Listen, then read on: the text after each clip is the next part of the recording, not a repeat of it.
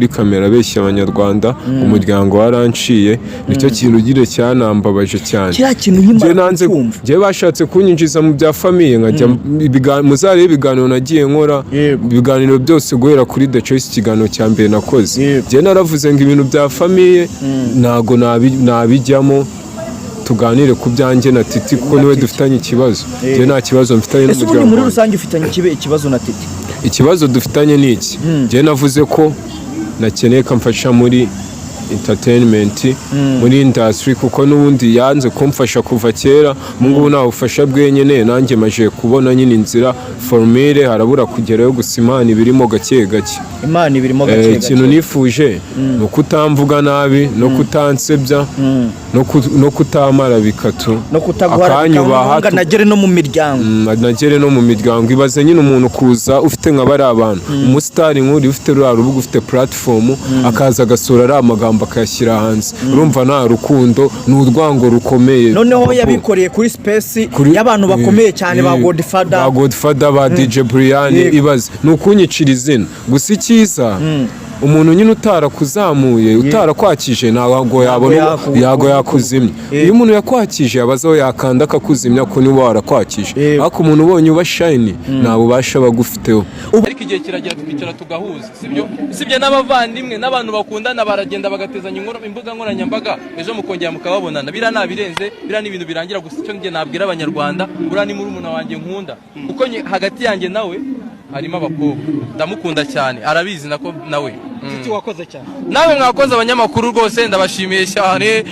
ndi kuvuga ngo yego aba barigenti muri dance banze kuva mu kibuga bagishaka kudusebya kugira bagume bagaragara bonyine kandi bari igihe cyabo cyarangiye rega babu iyi nari ishaje irisha ubwatsi kandi nari n'umwami w'ishyamba akibaze ko ishaje irisha bakayahirira niyo mpamvu mugomba irarisha rero nadatuza atuze tuganire ibintu to making peace azava mu kibuga tumukubisa akanyafu kundi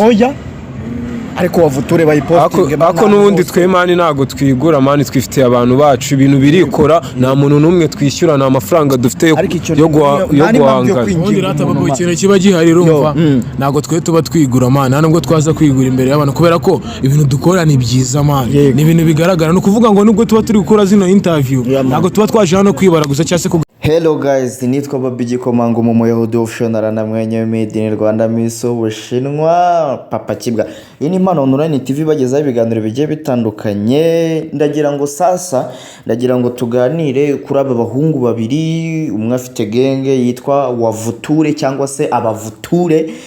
akaba ari Petit Frere wa Titi Brown. Titi Brown mumuzi nk'umubyinnyi mu ndirimbo zigiye zitandukanye, harimo Print ya The Ben nshyashya, mukaba mumuzi akaba afite couple cyangwa se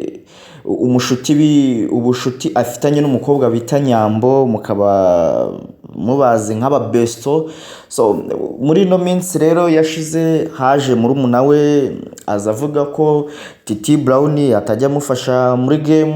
ari umuntu umutsikamira, ari umuntu umubuza kugaragara nk'abandi cyangwa se gutera imbere nk'uko n'itangazamakuru ryabimubarije i Rubavu mu video kabanje mwabyumvishe. So ndagira ngo noneho tuganire kuri aba baniga bombi. So naye naganirije na Petit Frere wiwe, ngira ngo n'akavideo gato mwakabonyeho mwumvishe ibyo yavuze n'ibyo cyangwa se ibyo yatangaje, ndetse mumaze n'iminsi mwumva ibyo agenda atangaza muri rusange. So ndagira ngo tuganire kuri aba bavandimwe bavukana ariko basa nkaho badashyigikirana muri rusange, kuko iyo uvugishije murumuna wa Titi akubwira ko ari umugambanyi, ari umuntu utifuza ko nanjye natera imbere, ari umuntu utifuza iterambere ryanjye. Waganiriza Titi ku rundi ruhande akakubwira ko uriya murumuna we ari ikirara, ari umuntu wananiye iwabo bamuciye. So umupeti rero yaragiye yirwanaho, akoresha uko ashoboye, akoresha imbaraga ziwe kugira ngo agaragaze icyo ashoboye. Arangije gufata move, itangazamakuru ryabajije Titi Brown, arisubiza yuko atamwanga, ahubwo uriya ari umuvandimwe ndetse amukunda cyane. Kandi ngira ngo mu minsi yashize kuri Space yari ari kumwe na ba Godfather na ba DJ Brian, yavuze yuko uriya yamugiriye inama biranga, ngo yarabananiye, ntiyigeze avuga ko anywa ibiyobyabwenge, ariko wumvaga ko nyine aganisha kunanirana cyane. So rero ubwo ikibazo nibazaga, ese Titi Brown ari kongera kugaragaza urukundo rwa murumuna we n'imbaraga nyinshi, kuko Bruce Melody ejo bundi kuri live yabimubajijeho akanamugira n'inama ko yagenda akamwegera.